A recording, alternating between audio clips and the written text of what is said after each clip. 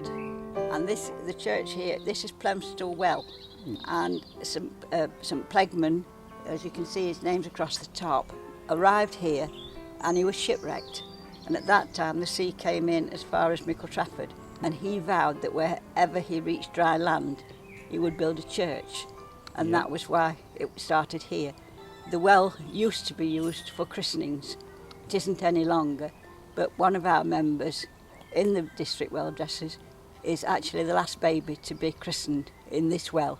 And I think, I don't say how old I think she is, but as I say, she's the last one to actually have been christened here. We started off in Millennium, and like most villages, you had a committee to decide what you were going to do to celebrate Millennium, and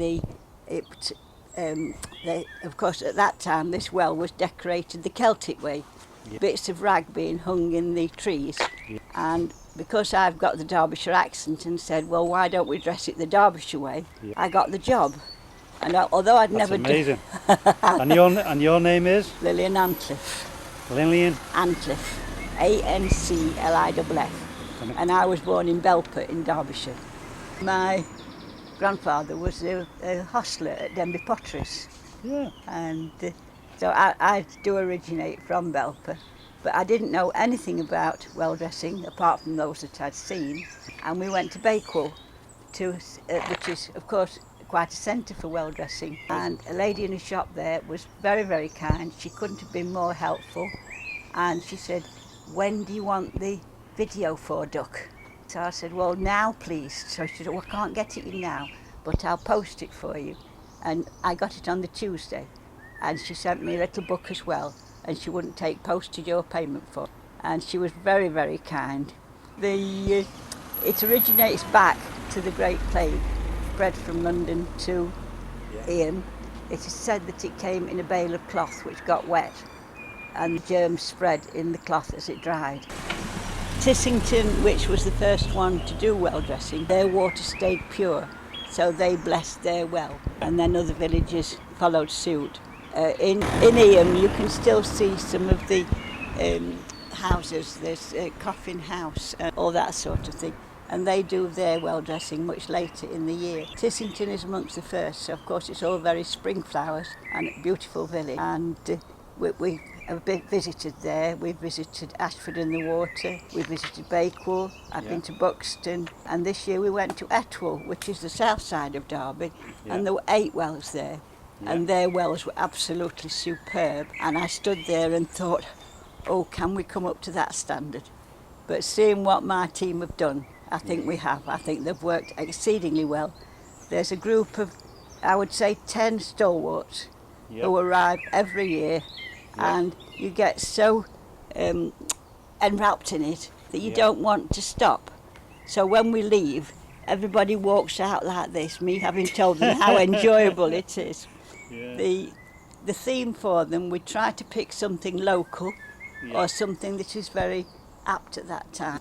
We've done the Queen at her Jubilee, we've done the Queen's birthday, we've done Alice in Wonderland, because of course that's from... and you're actually dressed the well on every occasion? On every occasion. So how many occasions per year would you dress the well? Only once. Okay. Yes. One year we did it twice, and it was a tribute to the Twin Towers when they had the disaster in America. And that depicts 2 cross flags and the Statue of Liberty in the middle.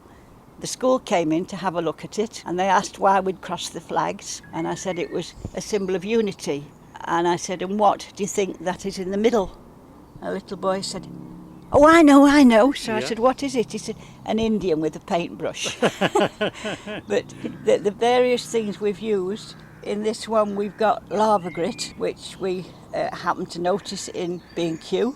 We've got hydrangeas, we've got shells, we've got sweet corn. Sometimes the birds attack the sweet corn and it gets a little bit thin. We've got feverfew, which is a natural flower. We've got the flaming Katie, which is a plant, but everything in it has to be natural, nothing false at all. The theme, as I say, is something that we like to, at that time, something that's very apt. My husband, fortunately, can do the design for us, Yeah, that's amazing. That's what Brian did. That's right. He's done them up to now every year, and I'm very grateful for what he does. We went to Jodrell Bank and we had a look at their telescope, and I recently wrote to Sir Bernard Lovell to ask if he'd like to come along, but he couldn't, but he sent us his good wishes, which I thought was very kind of him.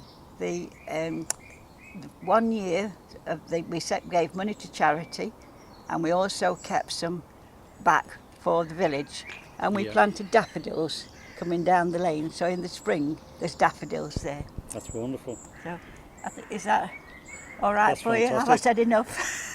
You can carry on. I could carry on all night. You can carry on and just carry on. We're doing a presentation in the church tomorrow afternoon. Okay. And we'll have a coloured DVD show. We go out to various places talking about the art of well dressing, and as far as I know, I'm perhaps wrong, but I'm told we're the only ones in Cheshire. Okay. So it's quite a feather. I think you're right. I think you're correct. Yeah. But anything you'd like to ask. What's it like having a wife like this? Oh, trouble. It's not painful at all. Keeps you alive, Brian. Does it? Oh, I don't know about that. You must dread it when it comes round to well dressing. The Scouts always support us. We had them there this morning, and they paraded down from up there.